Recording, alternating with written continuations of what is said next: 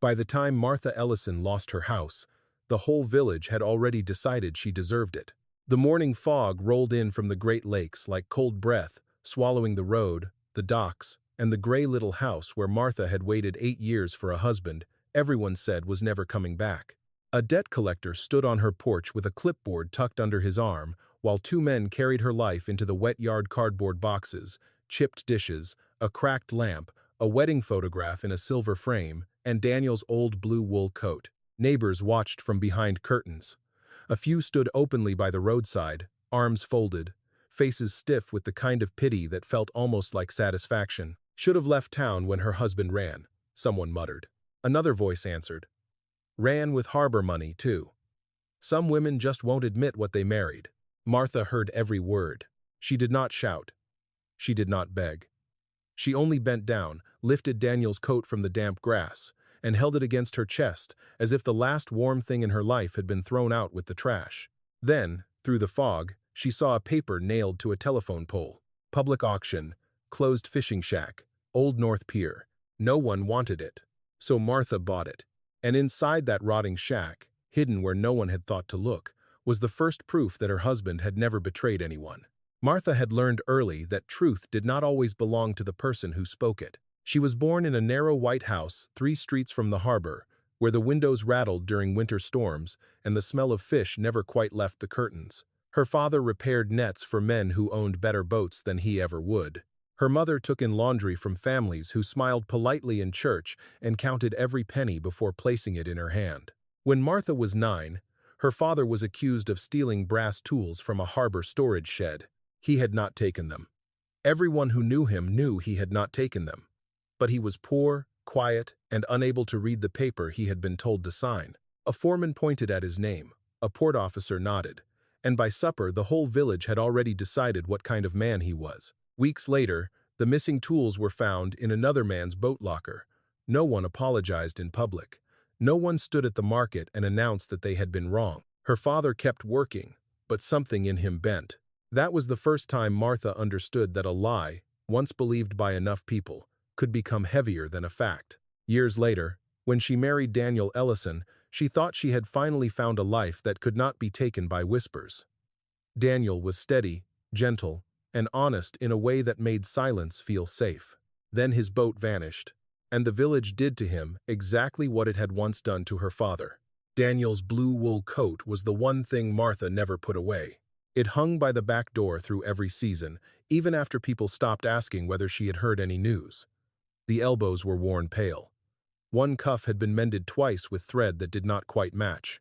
The collar still carried the faint scent of salt, engine oil, and the peppermint soap Daniel used before every early morning run. To everyone else, it was a widow's habit, a sad little shrine to a man who had either drowned or disappeared. To Martha, it was evidence that love had once been ordinary. Daniel had been a man of small, careful routines. He sharpened his fillet knife on Sundays. He wrote fuel costs in pencil. He checked rope knots twice, even when the weather was calm. And because Martha had spent years helping him keep records, she had learned to notice numbers the way other women noticed gossip. Dates, weights, dock fees, weather marks, boat names, receipts folded into coffee tins. She remembered what people forgot they had said. She kept scraps others would have burned. She could look at a column of figures and feel when one number did not belong. Weeks after Daniel vanished, Martha had found a small piece of paper tucked deep inside the coat pocket. On it was a short line of penciled numbers and letters. No explanation, no signature, just a code she could not read. For 8 years, she kept it in an envelope beside their marriage certificate, not knowing that one day those marks would point her toward the truth everyone else had buried. After Daniel vanished, loneliness did not arrive all at once. At first, people came with casseroles, soft voices, and hands pressed gently against Martha's shoulders. Women from church sat at her kitchen table and told her to have faith. Men from the harbor stood on the porch, caps in their hands, promising that the lake would give up answers when it was ready. Then, the harbor company reported missing money. The whispers began the same week. A shipment payment had disappeared. A transfer had never reached the office. Daniel's boat had gone out late, without proper logging. According to the port report, no body had been found. No wreckage had washed ashore. Grief turned into suspicion. Suspicion turned into distance. The casseroles stopped. The churchwomen stopped visiting. At the market, conversations thinned when Martha stepped into line. Children repeated what they had heard at home and called her house the thief's widow place. Still, every evening, Martha lit the porch lamp. She told herself Daniel would see it if he came back through the fog. She told herself light mattered, even when no one followed it home. But on the day she stood before the closed fishing shack on Old North Pier, holding a rusted key in one hand and Daniel's coat in the other, Martha finally understood something. The village had not only taken her house, it had taken her place among the living. Martha did not leave her house quickly. The debt collector wanted her gone before noon because that was what the paper said. He tapped his clipboard while two workers moved through her rooms as if they were clearing out an old storage unit instead of dismantling a life. Martha moved slowly, not because she expected mercy, but because every corner asked to be remembered. The kitchen window still faced the harbor road where Daniel used to appear after long runs, shoulders tired, boots heavy, hair damp with fog. The back step still carried a rust stain from the bucket where he cleaned fish. The hallway wall still held a pencil mark from the year their nephew had visited, before grief made even family cautious. "Mrs. Ellison," Harold Vance said, "we need to finish." He was a narrow man in a pressed coat, with pale eyes that never seemed to land on anything human. "I heard you," Martha said.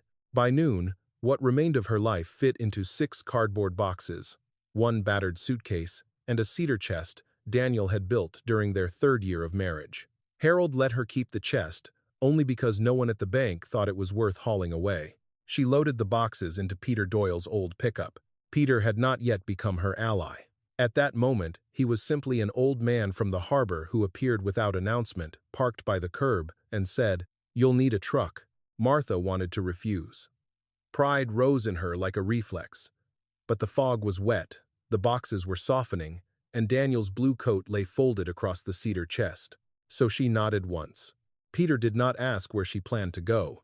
Perhaps he already knew she had nowhere. The village watched her leave. Curtains shifted. Doors cracked. Faces hovered behind glass. Then people came onto porches, drawn by the quiet spectacle of a woman finally being removed from a place they had spent years believing she did not deserve to keep. The house grew smaller in the side mirror. For 8 years, Martha had lit the lamp on that porch. Now the porch was dark in the middle of the day, and she felt as if someone had closed an eye. Peter drove toward the harbor. "Storage?" he asked. "I don't have money for storage." "Church basement?" Martha gave a small, tired smile. "They stopped having room for me about 5 years ago." The auction was held in the municipal hall behind the old bait shop, a square brick building that smelled of dust, wet coats, and burnt coffee. By the time Martha arrived, a dozen people had gathered inside, not because the items were valuable, but because small towns enjoyed watching misfortune change hands. A cracked office desk, 2 dock carts, a rusted fuel pump, a narrow strip of marshland no one wanted because it flooded every spring. Then the auctioneer reached the bottom of the list. Lot number 17. Closed fishing shack, Old North Pier. Structure only, limited dock access, as is. No residential certification. Opening bid, $5. Laughter moved through the room. Someone said, "That place is still standing?" Another man replied, "Only because even the lake doesn't want it." The auctioneer smiled without looking up. $5. Do I hear 5? No one raised a hand. Martha looked at the paper in her lap. She had seen the notice that morning on the telephone pole. At first, she had thought of it only as a place with a roof. A bad roof, probably. A leaking roof, but a roof all the same. Old North Pier sat beyond the active harbor, where the water deepened quickly and the wind came hard from the open lake. The shack had once been used by fishermen who unloaded late catches before the harbor company built larger facilities closer to town. For years, it had been empty. Children dared one another to touch the door. Men joked that it smelled of dead fish and bad luck. $5, the auctioneer repeated. No bids? Martha lifted her hand. The room went still for half a breath. Then the laughter returned louder. Harold turned around slowly. His mouth curved as if she had given him a private gift. "Martha," he said, loud enough for others to hear, "you can't live in a fish shed." She met his eyes. "You sold my house, Harold. I'm not asking your opinion on shelter. The auctioneer cleared his throat. $5 from Mrs. Ellison. Do I hear 6? Silence. Then, from the back, a young dockhand called out, 6. Martha recognized him as one of Calvin Rusk's boys from the Harbor Company. Harold looked down at his papers, but Martha saw the faint satisfaction at the corner of his face. So that was how it would be. 7, Martha said. The dockhand smirked. 8. Martha's fingers tightened around the envelope in her coat pocket. It held what remained after the house, the fees, the debts, and the years of trying not to drown on dry land. Peter leaned toward her. You don't have to win a bad bargain. Martha did not look at him. Sometimes a bad bargain is the only thing left that cannot be taken from you. The auctioneer looked at her. 9? Martha raised her hand. The dockhand glanced toward Harold, then lowered his eyes. He had made his point. Or perhaps he had been told not to spend more than the joke was worth. Going once, the auctioneer said. No one moved. Going twice, Martha heard wind press against the windows. She heard a gull cry somewhere over the harbor. She heard someone whisper, "She really has lost her mind." Sold. Lot 17 to Martha Ellison for $9. The room broke into murmurs. Harold stood as she walked to the front. You're throwing your last money into the lake. Martha took the pen. My last money was never the thing that kept me alive, she said. Her hand trembled when she signed, but the letters came out clear. Martha Ellison, not Daniel's widow, not the thief's wife, not the woman people pitied from a safe distance. When the auctioneer handed her the rusted key, it left a dark red stain on her palm. She closed her fingers around it anyway. Outside, Old North Pier stretched into the lake like a crooked finger, pointing toward something no one wanted to remember. Behind her, the village kept talking. In front of her, the closed fishing shack waited. Old North Pier did not look like a place a person chose. It looked like a place left behind after every sensible person had finished choosing. The pier stretched out beyond the working harbor, past the clean docks, past the painted boats, past the new steel lamps the Harbor Company had installed after Daniel vanished. The boards were darker there, warped by years of spray and winter ice. A broken railing leaned toward the water. Rusted cleats jutted from the planks like old teeth. At the far end, where fog gathered thickest, the fishing shack waited under a sagging roof of corrugated metal. Peter parked his pickup near the start of the pier. For a moment, neither of them spoke. Martha looked at the shack through the windshield. It was smaller than she remembered from the auction notice, and worse than the blurred shape she had carried in her mind. The gray boards had gone almost black where the lake wind struck hardest. One window was cracked in a spiderweb pattern. Another had been covered with plywood. A length of rope hung beside the door, stiff with salt and age. Peter cleared his throat. You sure? No, Martha said. It was the most honest answer she had given all day. Peter nodded as if that was enough. Together, they carried her boxes down the pier. The boards groaned under their weight. Twice, Peter told her where not to step. Martha balanced the cedar chest against her hip and kept Daniel's coat folded over one arm, protecting it from the fog as if cloth could still catch sickness. The key fought the lock. Martha had to twist it twice, then lift the door by the handle before the bolt gave way with a sharp metallic cry. The door opened inward, pushing against something on the floor. A smell rolled out at once: old fish, wet wood, rust, lake mud, and the stale breath of a room that had not been opened with kindness in years. Peter stepped in first and kicked aside a broken crate. Watch the threshold, he said. Martha entered. The shack was one room, with a small storage alcove near the back and a crooked shelf above an oil stove that no longer looked safe to light. Nets hung in hard, tangled ropes along one wall. A table stood under the window, its surface scarred by knife marks and dark rings.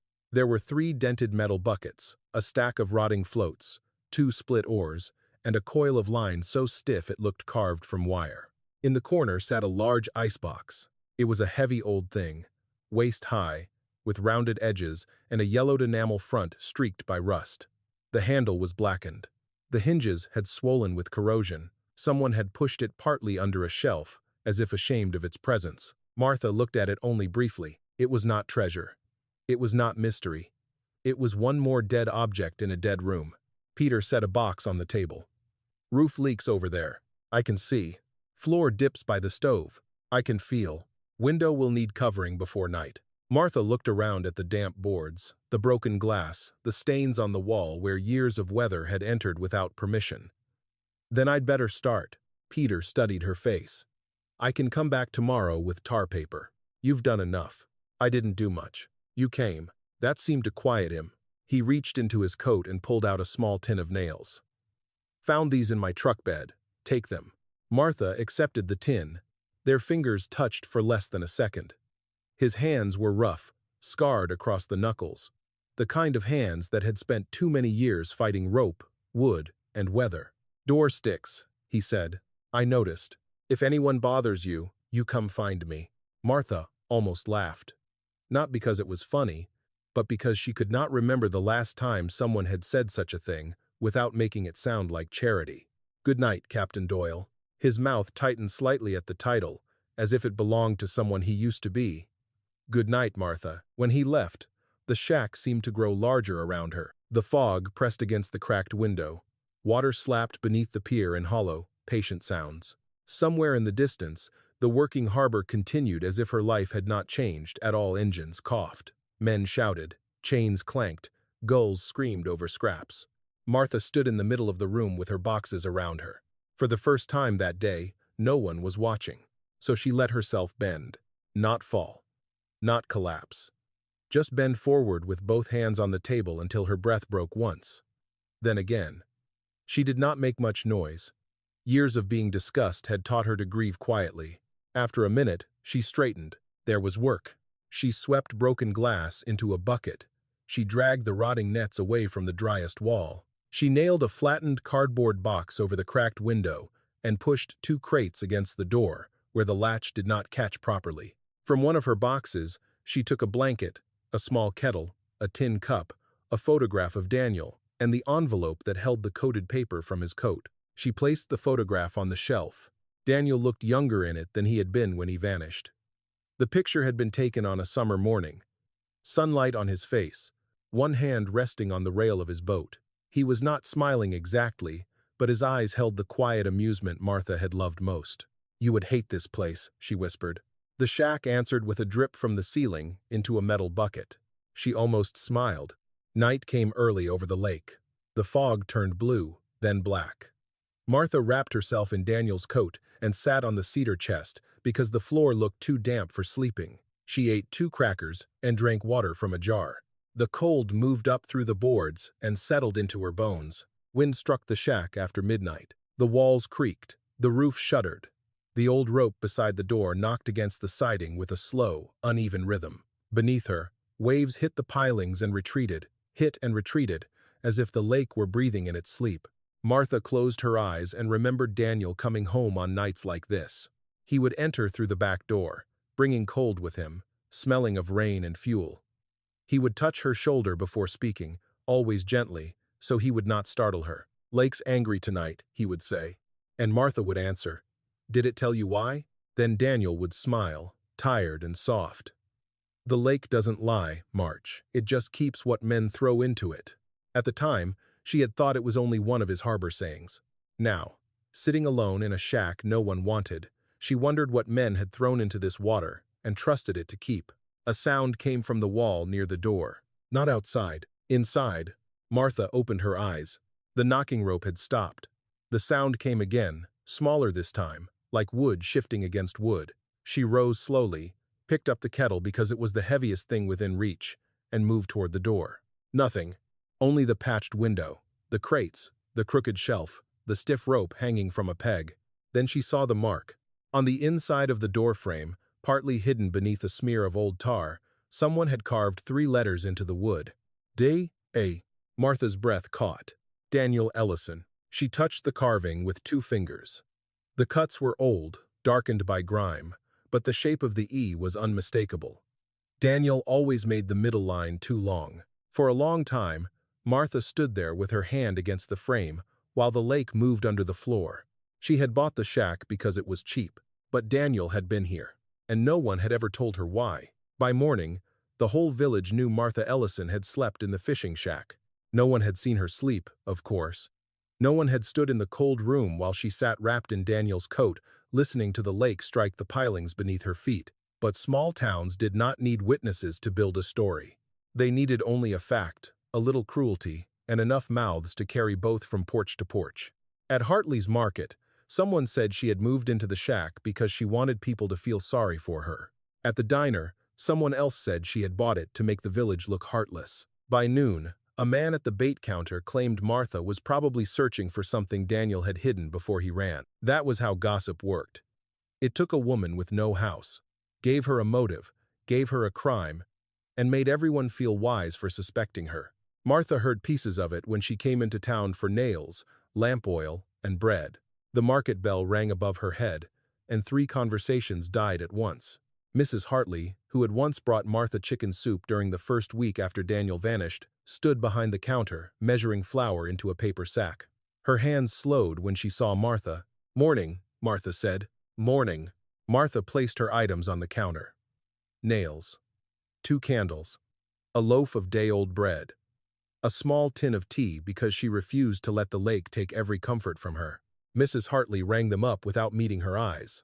Behind Martha, a woman whispered, "She should have gone to her sister's." Another answered, "Would you take her in?" Martha kept her face still. She had become very good at standing inside other people's judgment without giving them the satisfaction of watching her bleed. When she stepped back outside, the harbor looked busy and clean in the pale light. Men unloaded crates from a white company truck. Gulls circled low. The sign over the main office read Rusk Fisheries and Transport, painted in sharp navy letters. Calvin Rusk liked sharp letters. He liked polished brass, clean ledgers, straight docks, men who said yes quickly, and women who knew when a question was unwelcome. His family had not founded the harbor, but they had learned how to own every useful part of it.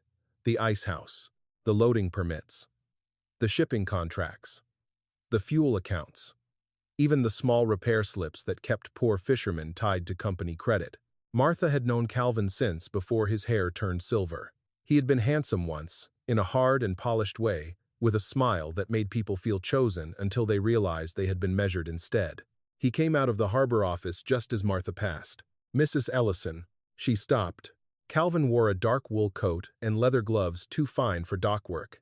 Behind him stood 2 younger men in company jackets, one of them the same dockhand who had bid against her at the auction. "I heard about your purchase," Calvin said. "I imagine most people have." His smile thinned. "Old North Pier is not a safe place. Neither was my porch yesterday."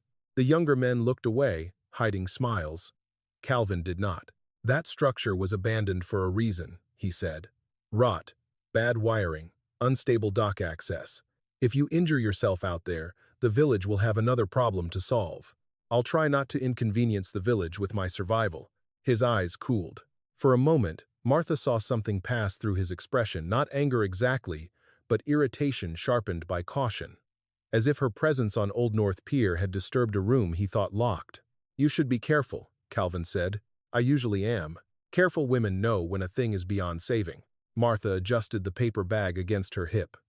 "Then it's fortunate I was never considered careful by the right people." She walked away before he could answer. But she felt his gaze between her shoulders all the way down the harbor road. That afternoon, Martha tried to make the shack more livable. She hammered loose boards back into place. She scrubbed the table until the gray water in her bucket turned black. She cleared broken shells and fish bones from the corners. She nailed an old quilt over the worst window and wedged folded cardboard beneath the door to slow the draft. The icebox remained in the corner. Every time she passed it, she noticed how much space it took. It sat there like a stubborn old animal, rusted and silent, too heavy to move alone. Once, while sweeping around its feet, Martha thought about opening it properly, but the handle looked ready to snap, and the smell around it was sour enough to make her step back. "Tomorrow," she muttered. There were too many tomorrows in a life like hers. Near dusk, she took Daniel's coat from the cedar chest and examined the small penciled code again. Numbers, a dash, 2 letters, another number. She held the paper near the lantern, trying to decide if the letters matched anything carved into the doorframe. D, E, had been there. Daniel had stood in this shack, close enough to press a knife or nail into the wood and leave his initials behind. Why? The question followed her into town the next morning. The harbor office smelled of ink, coffee, and damp wool. Behind the counter sat Officer Graham Pike, though everyone still called him officer, even when he handled paperwork more often than patrols. He had been the port officer on duty the night Daniel vanished. His report had shaped the story the village believed. Graham Pike was thick through the shoulders, with a reddish face and small eyes that moved quickly when he lied. Martha placed both hands on the counter. "I'd like to request copies of the harbor logs from the week my husband disappeared." Pike did not look surprised. That troubled her more than if he had. "Those records are closed." "Closed to whom?" "To the public." "I'm his wife." "Widow," Pike said. The word landed flat between them. Martha breathed once through her nose. "No body was recovered. No boat either." "Then I'm asking as next of kin." Pike leaned back in his chair. "Mrs. Ellison, that matter was settled years ago." "No, it was written down years ago. That isn't the same thing." His eyes sharpened. From the office behind him, a door opened. Calvin Rusk stepped out, carrying a folder. He looked from Pike to Martha with an expression of mild disappointment, as if he had found a stain on a clean shirt. "Martha," he said softly, "digging through old pain will not bring Daniel home. I'm not looking for comfort." "Then what are you looking for?" She thought of the initials carved into the shack doorframe. She thought of the code in Daniel's coat. She thought of every closed curtain in the village. "An honest record," she said. Calvin came closer to the counter. "There are no honest records for dishonest men." Pike lowered his eyes. Martha felt heat rise in her throat, but she refused to spend it there. Not in front of them. Not where they could call it grief, madness, or guilt. She picked up her bag. At the door, Calvin spoke again. "Leave Old North Pier alone." Martha turned. His voice remained calm, but the warning underneath it had lost its polish. "That shack has ruined better people than you," he said. Martha looked at him for a long moment. Then she said, "Maybe it only ruined people who had something to hide." She stepped outside into the harbor wind, her hands cold, her heart beating hard. Behind her, the office door closed. In front of her, the lake rolled under a low gray sky. And for the first time since Daniel vanished, Martha knew the village was not simply tired of her questions. It was afraid of where they might lead. Peter Doyle returned the next morning with tar paper, a hammer, a coffee tin full of bent nails, and no explanation. Martha found him standing outside the fishing shack while fog lifted in pale strips from the lake. He was looking at the roof, not with surprise, but with the tired patience of a man who had seen many things rot and knew exactly which ones could still be saved. "You came early," Martha said. "Roof leaks early," Peter answered. She stepped aside, though she did not smile. "I didn't ask for help." "No," he said, setting the tools down. "You're not the asking kind. I'm not the owing kind either." "Then call it a trade." "For what?" Peter looked around the shack, the scrubbed table, the quilt over the window, the cedar chest near the driest wall, Daniel's photograph on the shelf. His eyes paused on the photograph for only a moment. "For keeping this place standing long enough to find out why Daniel came here," he said. Martha went still. "You knew Daniel came here?" "I saw him once," Peter said. "Maybe twice. Late, after the harbor office closed. And you never told me?" "I didn't know what it meant. That would have been my decision to make." Peter accepted the rebuke without defending himself. That made Martha angrier for a second, then less angry, because most people in the village had spent years defending worse silences. He climbed onto the roof and began patching the worst leaks. Martha worked inside, clearing broken crates and sweeping black dust from the corners. She did not trust him fully. Trust had become expensive, and she had very little left to spend. After an hour, Peter climbed down, stiff and breathing harder than he wanted her to notice. "You should sit," Martha said. "I should be 20 years younger. I can't help with that. That makes two of us." She poured weak tea into a tin cup and handed it to him. He took it with both hands. For a while, they stood near the open door and watched the gray water move beneath the pier. "You asked Pike for Daniel's harbor logs," Peter said. Martha looked at him. "News travels fast. Fear travels faster." The words stayed in the room longer than they should have. Martha leaned against the table. "Calvin Rusk told me to leave this place alone. I expected he would." "Why?" Peter looked toward the working harbor. "Because men like Calvin don't warn people away from worthless things." Martha said nothing. Peter took a slow drink of tea. Before the new cold storage building, this shack was used as a weighing stop. Some catches were checked here before they went into company trucks.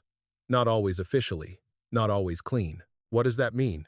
"It means money passed through this place." Cargo passed through it. Men came here late, when they didn't want eyes on them. Daniel? Peter nodded once. Maybe. Martha crossed the room and touched the carved initials on the doorframe. D.E., she said. That's his hand. He always made the middle line of the E too long. Peter's face tightened. If he left that mark, he said, he may have wanted someone to know he had been here. Or he was afraid he would not get another chance. Peter did not answer. That silence frightened Martha more than any warning Calvin Rusk had given her. She turned back to him. You lost your brother on the lake. Peter looked down into the tin cup. Eddie, he said. 31 years old. Good with engines. Better than me, though I never told him that. What happened? Transfer run. November night. Bad weather. Report called it an accident. But you didn't believe it. I believed the weather was bad, Peter said. I believed the lake could kill a man, but I never believed Eddie signed the cargo sheet they showed me. Why? He hated his middle name. Wouldn't write it on a tax form, a church envelope, or his own marriage license. But there it was on that report, neat as Sunday print. Martha felt the cold move through her. Did you tell anyone? I yelled it at everyone. That was my mistake. Grieving men are easy to dismiss when they sound angry. Peter's mouth bent without humor. They told me grief had made me see ghosts in ink. Martha almost laughed, but there was no amusement in it. They say that when they want the dead to stay quiet, she said. Peter looked at Daniel's photograph again. Daniel wasn't a thief. The words struck Martha harder than she expected. For 8 years, she had said them alone. She had whispered them into pillows, spoken them to empty rooms, pressed them into prayers that seemed to return unanswered. Hearing another person say them plainly, without pity, nearly broke something inside her. How do you know? She asked. Peter nodded toward the carved initials. Because a man running with stolen money doesn't carve his name into the place he's leaving behind. He leaves no mark at all. Outside, a gull cried over the water. Martha looked at the icebox in the corner. Until that moment, it had been only an ugly old thing, rusted and sour-smelling, too heavy to move. Now it seemed different. Not important yet, not exactly, but less like junk and more like a witness that had kept silent too long. Peter set the empty cup on the table. I'll come back tomorrow, he said. You don't have to. I know. At the door, he paused. This shack was never lucky, Martha. But it was never meaningless either. If Daniel came here, he had a reason. Then he stepped out into the fog. Martha remained inside, listening to his boots fade along the pier. Above her, the patched roof held. Below her, the lake moved. And in the corner, the old icebox waited. By the third day, Martha had stopped thinking of the fishing shack as a temporary shelter. Temporary things did not ask questions. This place did. Every board seemed to hold an old sound. When the wind moved through the gaps in the walls, it no longer felt empty. It felt as if the shack were breathing around secrets it had been forced to keep. Martha began with the only proof she had. The small paper from Daniel's coat. She laid it on the table beside a candle and smoothed the creases with 2 fingers. The penciled line had faded, but not enough to disappear. 17, NP, 4B, 611. She had stared at those marks for 8 years. At first, she had thought they might be a fuel note, a repair order, maybe a private reminder Daniel had forgotten to explain. But after seeing his initials carved into the doorframe and hearing Peter talk about late weighing stops, the numbers seemed less random. The letters bothered her most. NP, Old North Pier. Martha felt a slow pressure build behind her ribs. The next morning, she walked the harbor road with the paper folded inside her glove. She did not go to Pike this time. Instead, she went to the places where old fishermen gathered when their backs could no longer handle full days on the water, but their hearts could not leave the lake. On the bench outside Hartley's Market, 3 retired men sat with coffee in paper cups. When Martha approached, 2 looked away. The third, Owen Leary, watched her with tired blue eyes. Owen, Martha said, do you remember dock codes from before the new harbor office? He gave a dry laugh. I'm old, Martha, not dead. She showed him the paper. Owen's expression changed so quickly that one of the other men stood up and said he needed to get home. Where did you get that? Owen asked. It was Daniel's. Owen handed it back without touching the writing too long. I don't know anything useful. That isn't what your face said. My face has gotten me in enough trouble. Owen. He looked toward the harbor office. 17 could be a scale ticket. 4B might be a cold room shelf. Or a truck bay, I'm guessing. And 611? Could be a date. Could be a weight. Could be nothing. Did Daniel ever ask about codes like this? Owen stared into his coffee. Daniel asked about many things near the end. Martha waited. He asked quiet, Owen added. That was the trouble. Men who ask loud questions get laughed out of rooms. Men who ask quiet questions sometimes hear answers. Before Martha could press further, Owen stood. Let the dead rest, he said. The dead are resting under lies. His face tightened. Then maybe the lies are what keep the rest of us alive. By evening, Martha had written 12 names in the back of an old grocery receipt book. Not proof. Not yet. Just fragments. A deckhand who had vanished in April 16 years ago. A cold storage clerk who had drowned in calm weather. A captain's assistant found dead after a cargo dispute. Peter's brother, Eddie Doyle. Daniel, all connected to Rusk shipments, transfer nights, or reports signed by Officer Pike. Peter came after sunset, carrying screws and a coil of usable rope. You've been asking questions, he said. I've been listening to answers people pretend not to give. That can be more dangerous. Martha showed him the list. Peter did not speak for a long time. Finally, he pointed to the name above Daniel's. Tom Arlen. I remember him. His wife left town after the funeral. Accident? Everything was an accident if the company wrote the report. Martha sat across from him. How many accidents does a harbor get before someone calls it a pattern? Peter looked at the candle between them. Depends who owns the harbor. A knock struck the door. Not polite. Not friendly. Peter rose first, but Martha reached the door before him. When she opened it, 2 men in Rusk Company jackets stood on the pier. One was the young dockhand from the auction. The other was older, broad-shouldered, and hard-faced. The older man held an envelope. Mr. Rusk is prepared to buy the shack from you, he said. Martha did not take it. It isn't for sale. He'll pay $100. Peter gave a sharp, humorless breath behind her. Martha kept her eyes on the man. That is generous for a place everyone says is worthless. Mr. Rusk wants to clear old hazards from harbor property. I bought it legally. Legal things can become complicated. There it was. Not quite a threat. Not quite advice. Shaped carefully enough to be denied later. Martha looked past him toward the dark water. Tell Calvin Rusk I have lived through complicated. The man tossed the envelope at her feet. You should think carefully. I already did. That's why I'm still here. They left without another word. Peter closed the door after them. You know they'll come back. Yes, with worse manners. Probably. Martha opened the envelope. Inside was a typed offer on Rusk Fisheries letterhead. $100 for immediate surrender of property, a release of future claims, and a line stating she agreed the structure had no historic, commercial, or evidentiary value. Evidentiary. She read the word twice. Then she set the offer beside Daniel's code and her growing list of names. Outside, wind rose across the lake. An hour after Peter left, a stone crashed through the patched window. Glass and cardboard burst across the floor. Martha flinched as cold air rushed in. Then she saw the paper tied around the stone. Her hands were steady when she unfolded it. Let the lake keep what it took. Martha stood in the broken window's draft, Daniel's coat hanging from her shoulders, the warning in her hand. She should have been afraid. She was.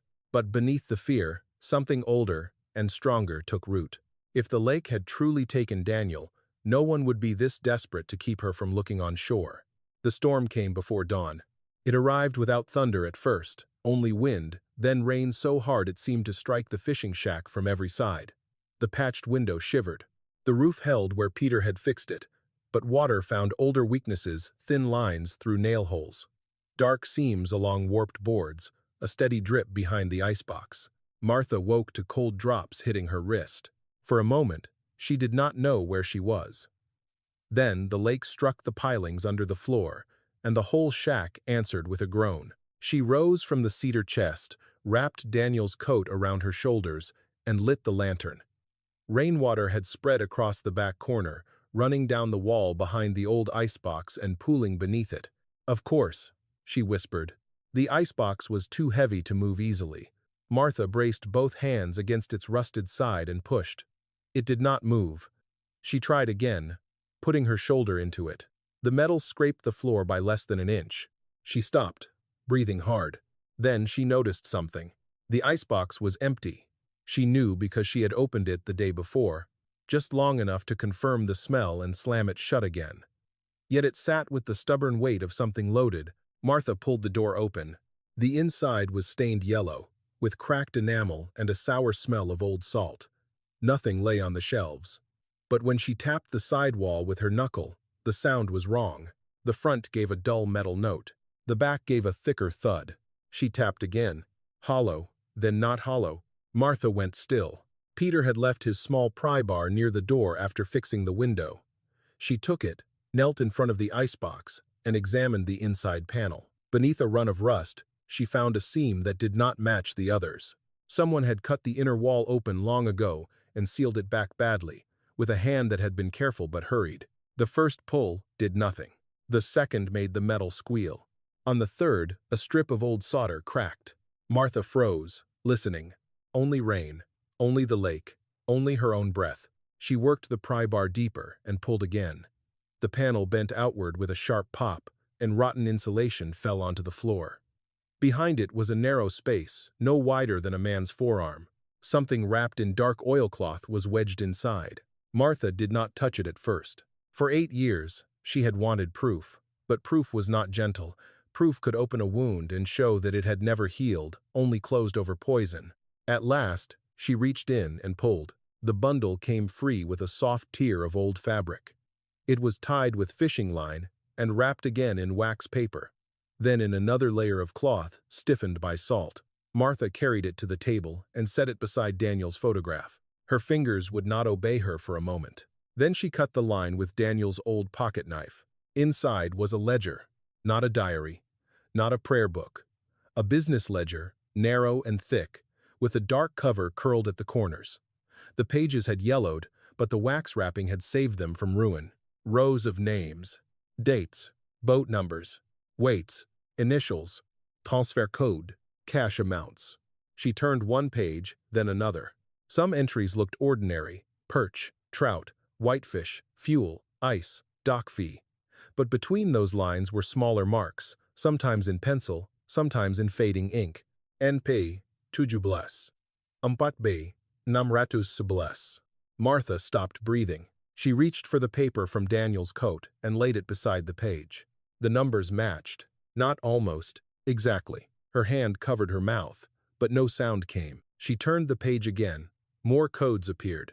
Some had names beside them. Some had no names at all. Some had only initials, a weight, and a payment marked with a small black cross. Then she saw Eddie Doyle, Peter's brother. His name appeared beside a transfer date from November, years before Daniel vanished. The entry was cramped and cold. E. Doyle engine room complaint, refused night load report closed. Martha sat down slowly. Rain struck the roof harder. She moved through the ledger page by page, no longer reading everything, only searching for the shape of a truth she was almost afraid to find. There were too many names, too many dates that matched accidents people had stopped discussing, too many notations that made no sense, unless the harbor had been carrying something more profitable than fish and hiding it inside ordinary work. Then, near the final pages, she found him. Daniel Ellison. The letters blurred. Martha pressed her palm flat against the table until her vision steadied. Daniel's name was not listed beside missing money. It was not written in the payment column. It did not say he had taken anything. Beside his name were 3 notes. Questioned transfer variance. Refused cash adjustment. Last run assigned. Below that, in darker pencil, another hand had written, "Wife keeps records. Retrieve coat, if possible." The room seemed to tilt. Martha looked down at Daniel's blue coat around her shoulders. The coded paper had been in that coat for 8 years. Someone had wanted it. Someone had known enough to look for it. But the coat had gone home with Daniel's other things after he vanished, and no one had dared demand it without revealing why. She turned the last page. A folded slip fell out. For a moment, she thought it was blank. Then the lantern caught faint pencil marks. Daniel's handwriting. "Mar, if this reaches you, do not trust the harbor report. The lake did not take what they say it took. Look for the cold place at North Pier. I am sorry I could not tell you sooner." Martha made a sound then. Not a sob exactly.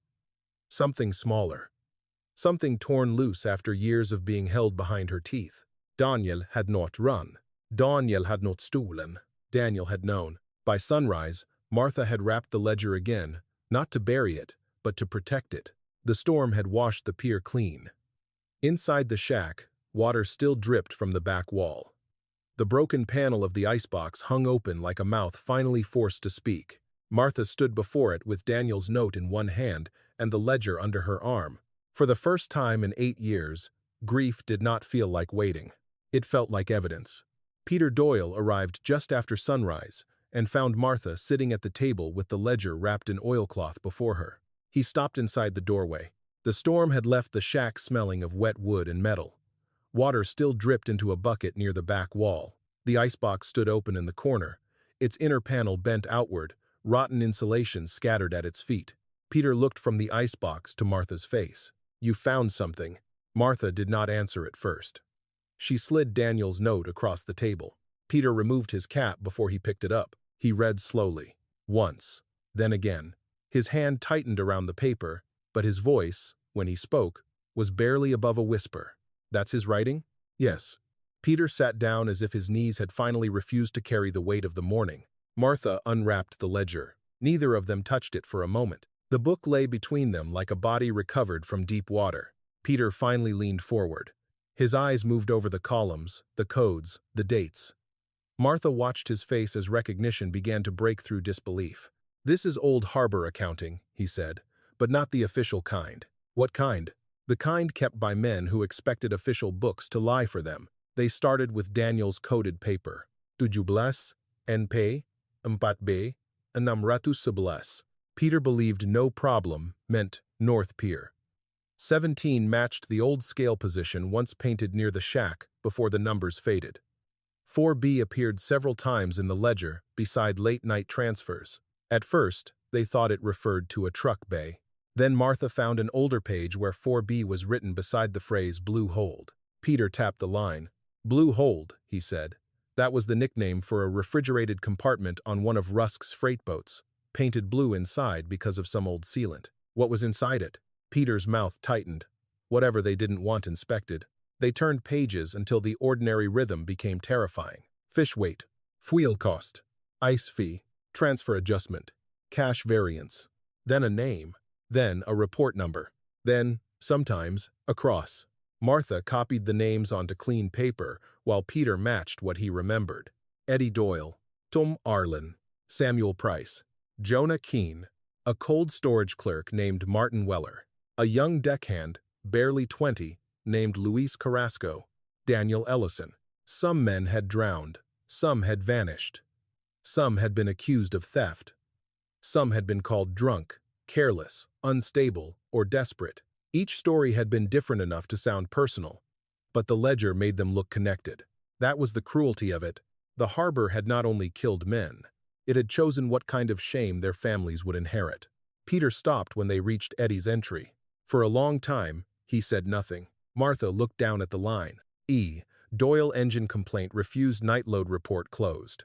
Below it was a payment code and Officer Pike's initials. Peter pressed 2 fingers against the page, not touching the ink, only hovering above it. "He told me something was wrong with that engine," Peter said. "The day before. Said the numbers on the fuel intake didn't match the distance they'd run." "Did he tell anyone else?" "He said he was going to speak to the office after the transfer." Martha knew the answer before she asked. "And then he disappeared." Peter nodded. The skin around his eyes had gone gray. "I spent half my life thinking I failed him because I couldn't prove what I knew." His voice hardened. "Turns out the proof was sitting here, under everyone's nose." "Not everyone's," Martha said. "Daniel found it." Peter looked at Daniel's note again. The room changed when she said Daniel's name. Not because grief left it, but because grief had finally been joined by purpose. They worked until noon. Martha found that the ledger did not only record illegal transfers, it recorded silence. Payments to men who signed false reports, adjustments made after accidents.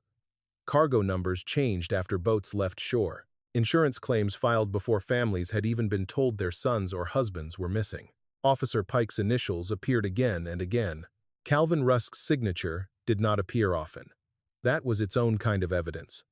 Men like Calvin rarely put their full names beside rot, but his mark was there in approvals, company stamps, and repeated references to CR clearance.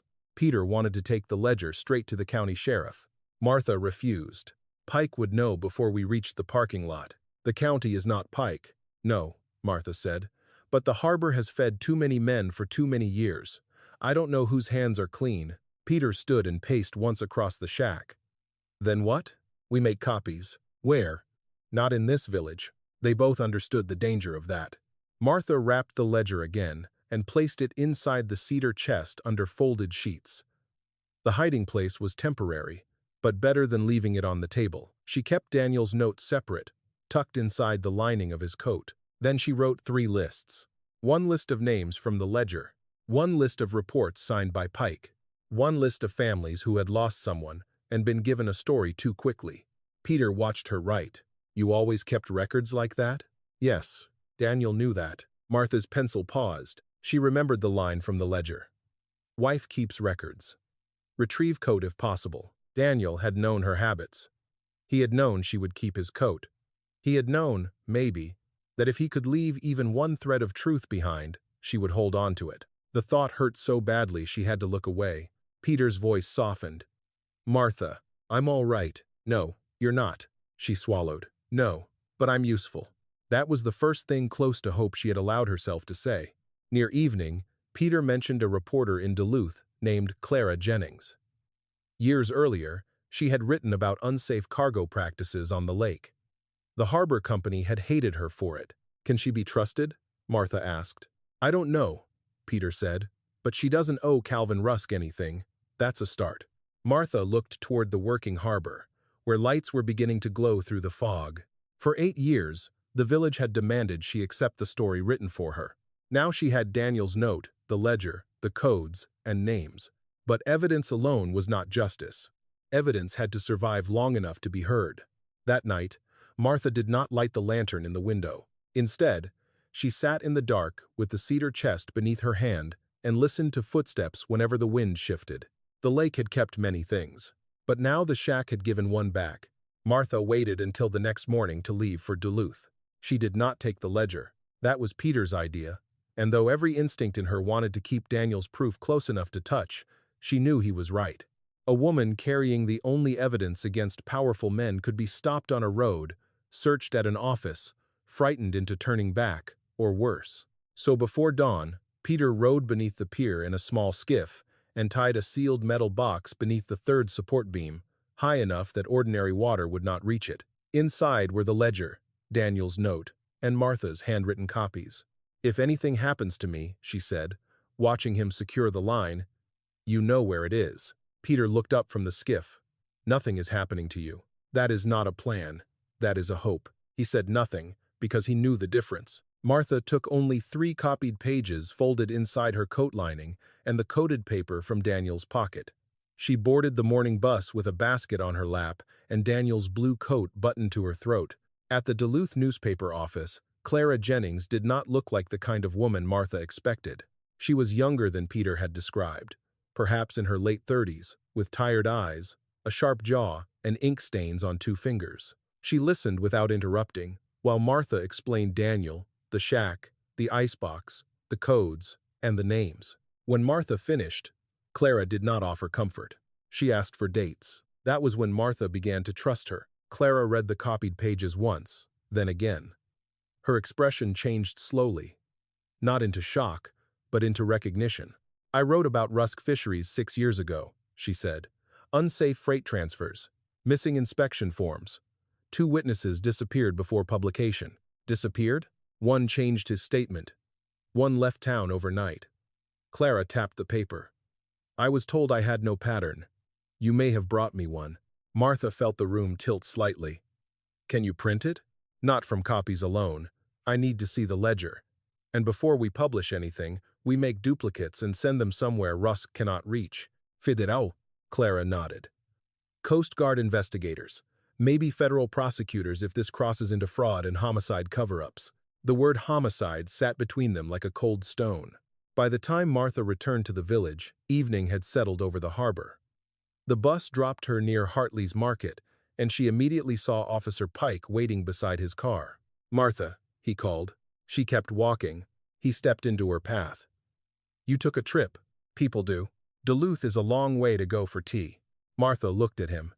Then it's fortunate I didn't go for tea. His face hardened. You're stirring up things you don't understand. No. I'm beginning to understand them. Pike lowered his voice. That shack is not approved for residents. I could have you removed tonight. You could try. For a second, he looked as if he might grab her arm. But two women were leaving the market, and Pike noticed them notice him. He stepped back. Last warning, he said. Martha walked past him with her heart hammering so hard she could feel it in her teeth. The fishing shack door was open when she reached Old North Pier. Not wide. Just enough. Martha stopped at the beginning of the pier. The evening fog moved low across the boards. The lake slapped gently against the pilings.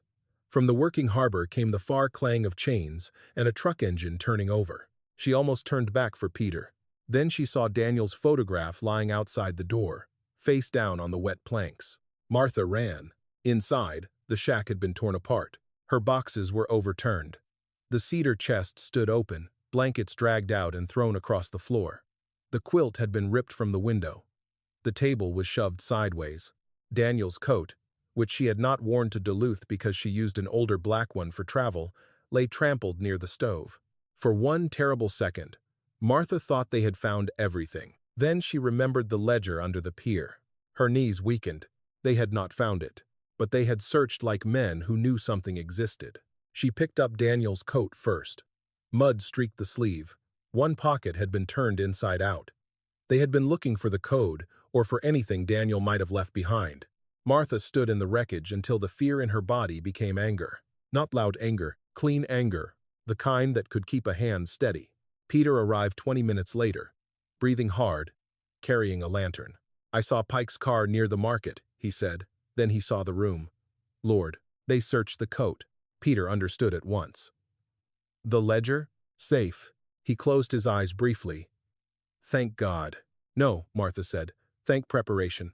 Peter looked at her, and despite everything, something like pride moved across his face. Near midnight, someone knocked again.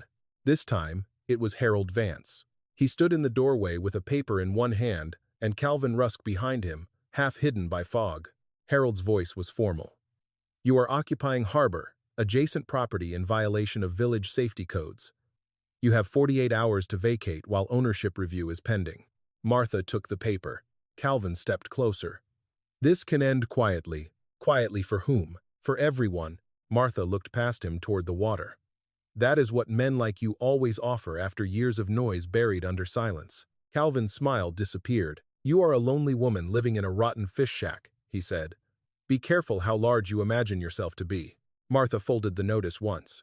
Then again, I do not have to be large, she said. I only have to be right. Calvin stared at her for a long moment, then turned and walked back into the fog. After they left, Peter bolted the door with a board. You still have time to run, he said.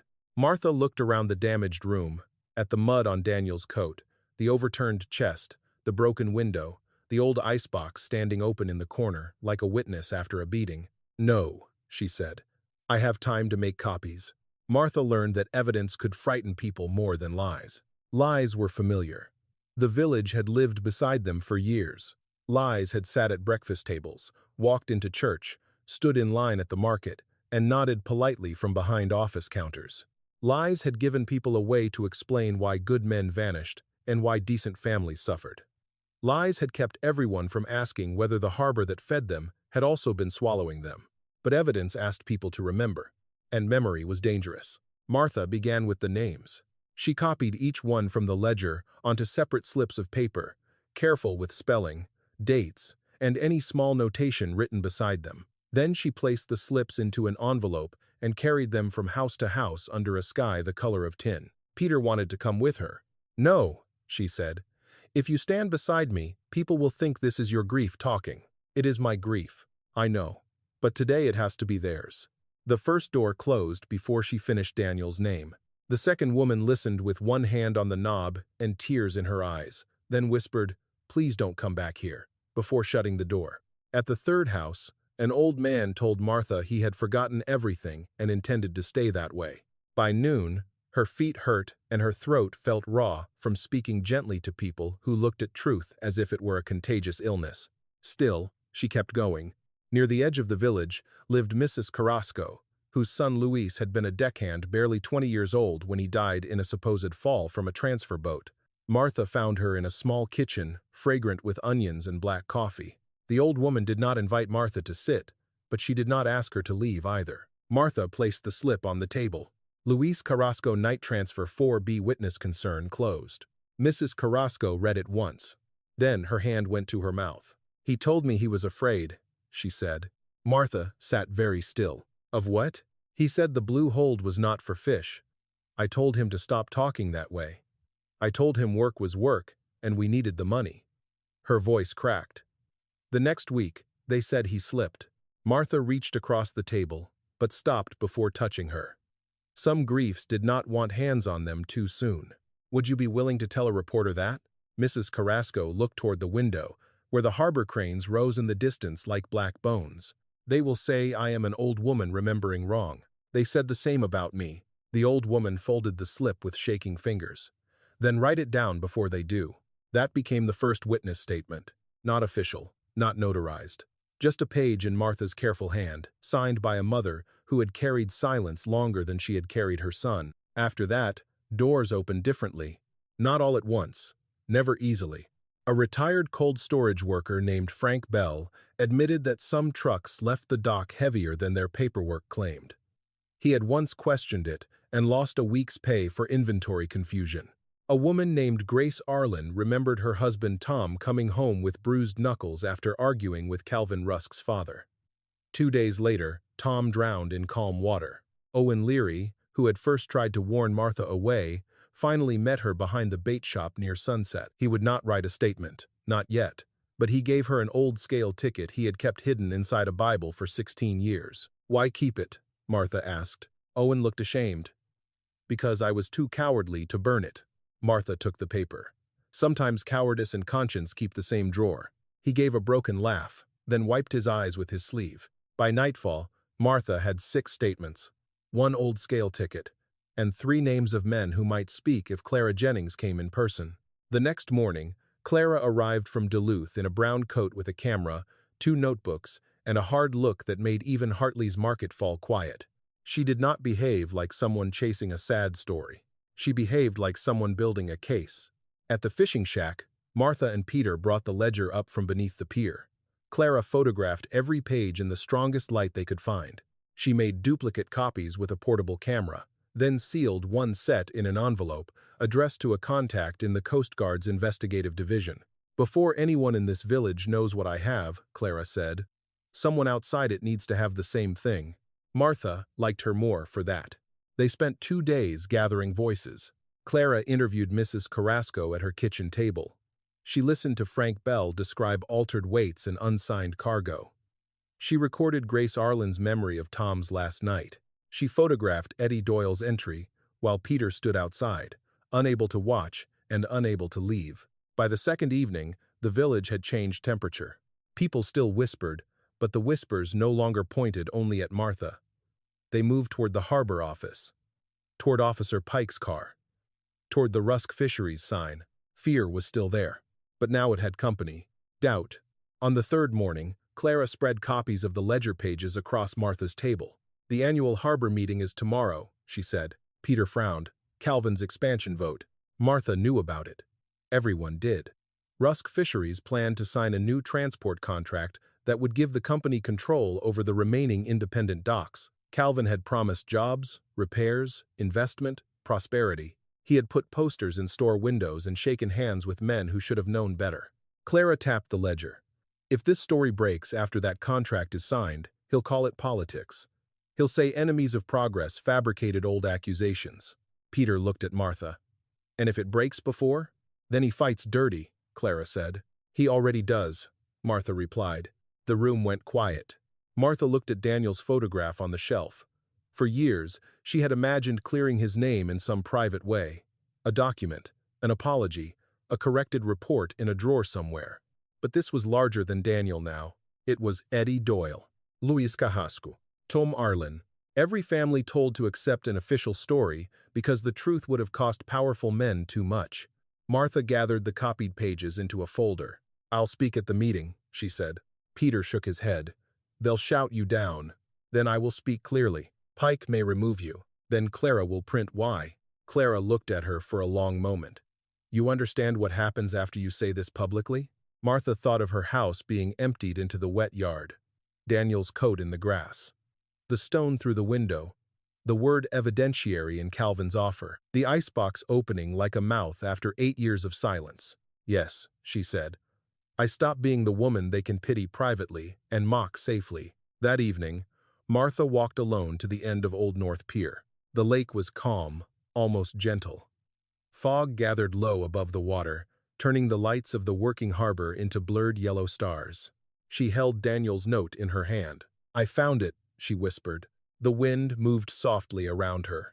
For the first time, she did not imagine Daniel lost somewhere beyond the fog. She imagined him standing beside her, not asking for revenge, only truth. The next day, Martha Ellison walked into the harbor meeting with the ledger under her arm. And this time, when the village turned to stare, she did not lower her eyes. The harbor meeting was held in the old community hall, the same brick building where Martha had bought the fishing shack for $9 while half the village laughed. That memory followed her through the door. The room was full before the meeting began. Fishermen in heavy coats stood along the back wall.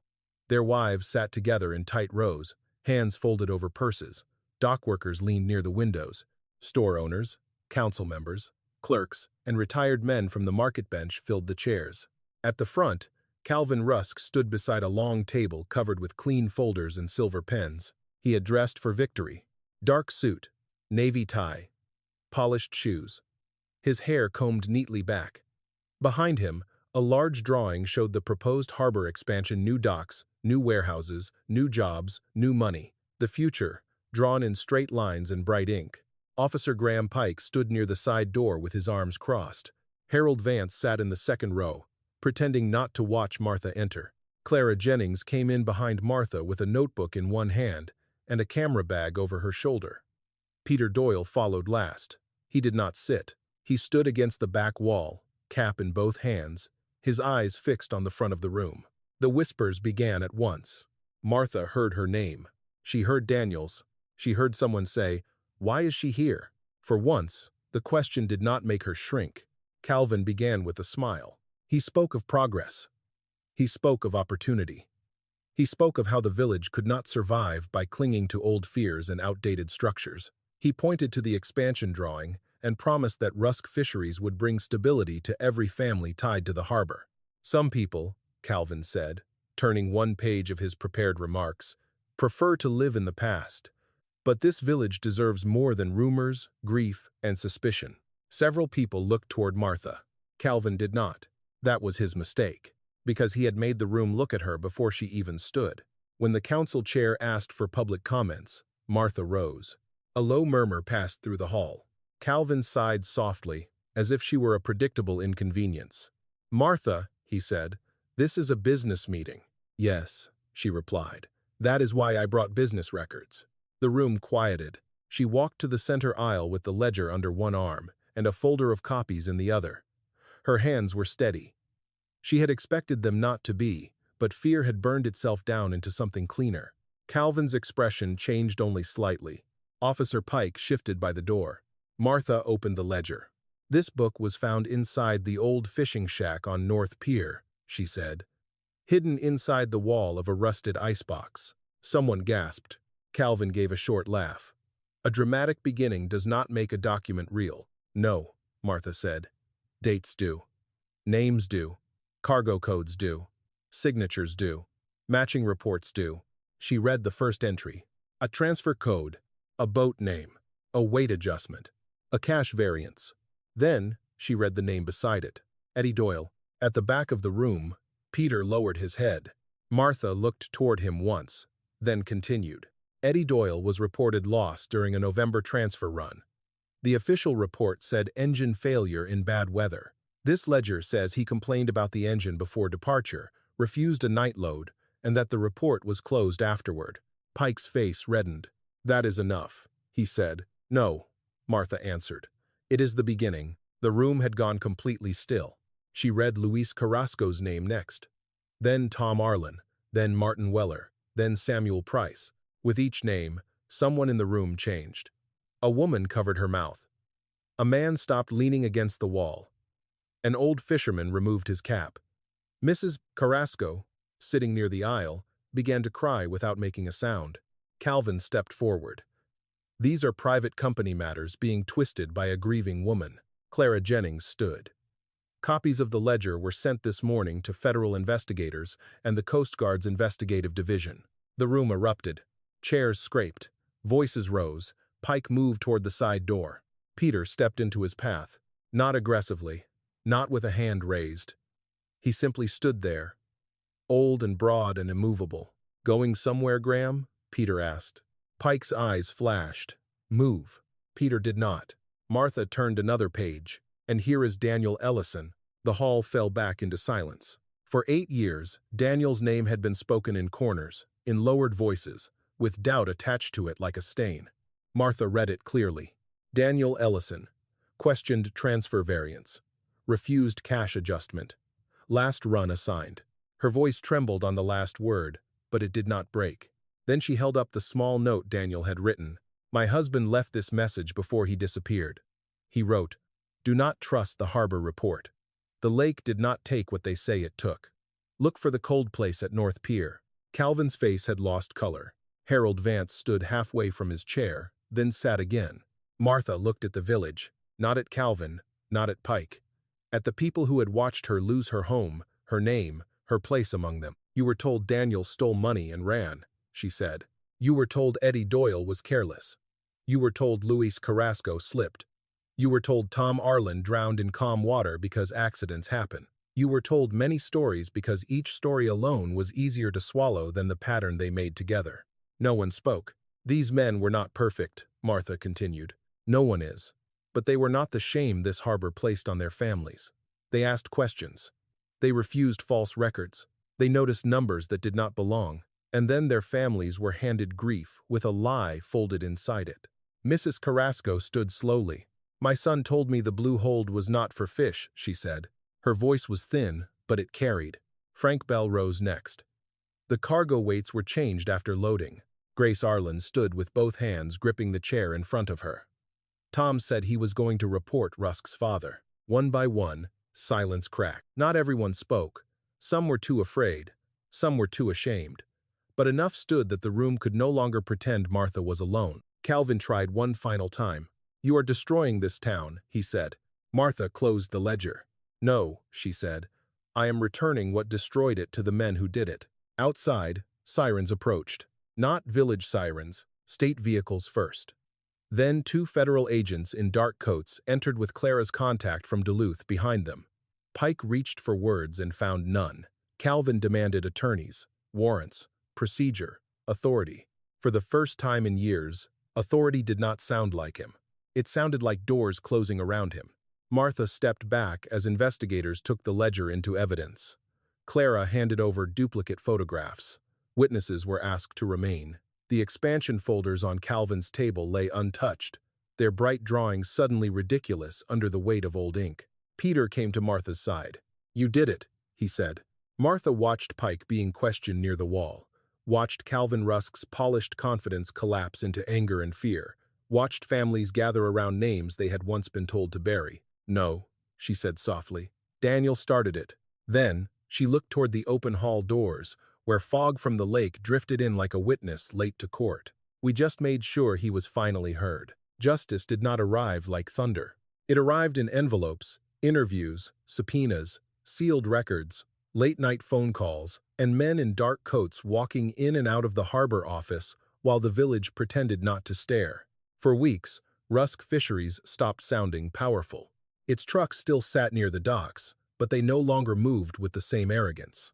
The company sign remained above the office, sharp navy letters against white paint, yet somehow it looked smaller now, as if the building itself had begun to understand what had been hidden inside it. Federal investigators returned again and again. They took harbor reports, insurance papers, freight manifests, fuel records, payroll books, and years of documents that Officer Pike had once called closed. They interviewed widows, retired deckhands, cold storage clerks, captains, mechanics, and men who had spent half their lives pretending not to remember. Some told the truth fully. Some told only enough to save themselves. But once the ledger had spoken, silence no longer protected anyone the way it used to. Calvin Rusk was arrested before the first hard frost. Officer Graham Pike followed 3 days later. Harold Vance was not led away in handcuffs, but his name appeared in enough financial records that people stopped inviting him to sit near the front at church. That was how small towns handled shame when the law had not yet finished its work. They moved a man 2 pews back and called it patience. The official report on Daniel Ellison was amended in December. Martha received the copy by mail. She sat alone in the fishing shack when she opened it, the same shack the village had mocked her for buying, the same shack that had smelled of rust, fish, and abandonment. Snow pressed against the window. The old icebox stood in the corner, cleaned now, its bent inner panel left open on purpose. The amended report did not bring Daniel back. It did not return 8 years of whispered insults, unpaid bills, turned backs, or porch lamps burning for a man everyone said had run. But one sentence made Martha close her eyes. No evidence supports the allegation that Daniel Ellison stole harbor funds or voluntarily disappeared. She read it once, then again. Then, she folded the paper carefully and placed it beside Daniel's photograph. For a long time, she did not cry. When tears finally came, they were quiet, almost gentle. Not the desperate tears of a woman waiting for the impossible. These were different. These belonged to someone who had carried a weight so long that setting it down felt like losing part of herself. Peter Doyle came by that afternoon. He brought coffee, 2 cinnamon rolls from Hartley's Market, and a folded newspaper under one arm. They printed the names, he said. Martha took the paper. Clara Jennings had written the story across the front page, not as a scandal for people to consume, but as a record for families who had been denied one. Daniel's name was there. Eddie Doyle's name was there. Luis Carrasco, Tom Arlen, Martin Weller, Samuel Price. Others too. Peter stood by the door while Martha read. When she reached Eddie's name, she looked up. Peter's face had changed in the months since the meeting. The grief was still there, but it no longer seemed trapped behind his eyes. It had somewhere to go now. They spelled his name right, he said. Martha nodded. That matters. It does. Spring came slowly to the Great Lakes. The harbor changed slower. Rusk Fisheries was broken apart by court order. Some of its assets were sold, some were seized. Independent fishermen formed a cooperative with help from state grants and settlement funds. Families of the dead received compensation, though everyone knew money was a poor language for a stolen life. The village council voted to preserve the fishing shack on Old North Pier. Not because it was beautiful. It was not. The roof still sagged slightly. The walls still leaned against the wind. The floor still remembered every winter it had survived. But the shack had done what finer buildings had refused to do. It had kept the truth. Martha was asked if she wanted her house back after the bank's handling of her eviction came under review. For one long night, she considered it. She pictured the kitchen window, the porch lamp, the hallway marks, the rooms where she had waited. Then she looked around the shack. At Daniel's photograph. At the old icebox. At the repaired window facing the lake. At the place where she had lost the last of what she owned and found the first piece of what had been stolen. No, she told the council. Let someone with children have the house. So the village helped her repair the shack properly. Not everyone came. Some people were too ashamed. Some were too proud. Some still preferred the old version of the story because it asked less of them. But Mrs. Carrasco came with curtains. Frank Bell came with lumber. Grace Arlen brought a stove that had belonged to her mother. Owen Leary arrived one morning with a toolbox and said nothing for 2 hours, which was his way of apologizing. Hartley's Market sent bread every Friday. Martha accepted it the first time without smiling. The second time, she said thank you. That was enough. On the first morning of summer, a small bronze plaque was fixed beside the shack door. It carried the names of the men lost to the harbor's lies, and beneath them, one sentence. The lake kept their silence until the truth came home. Martha stood on the repaired pier while the village gathered behind her. No one laughed now. No one whispered that she had lost her mind. No one called Daniel a thief. Peter stood beside her, cap in hand. Clara Jennings took one photograph, then lowered the camera, as if she understood that some moments should be witnessed before they were recorded. Out on the water, fishing boats returned through the morning fog, their lights glowing soft and gold. Martha wore Daniel's blue wool coat. The cuffs were still worn. The mended thread still did not match. But she no longer wore it like a widow clinging to the past. She wore it like testimony. For 8 years, Martha had lit a porch lamp and waited for Daniel to come home. Now, standing on Old North Pier, with his name cleared and the truth nailed permanently beside the door, she understood something the village had not. Daniel had come home, not in body, not through the fog, but in ink, in memory, in the courage of those who finally spoke, and in the quiet dignity of a woman who refused to let a lie be the last place her husband lived. Martha looked toward the lake. The water moved silver beneath the morning light, and for the first time in 8 years, she did not ask it to return what it had taken. She only whispered, "You can rest now."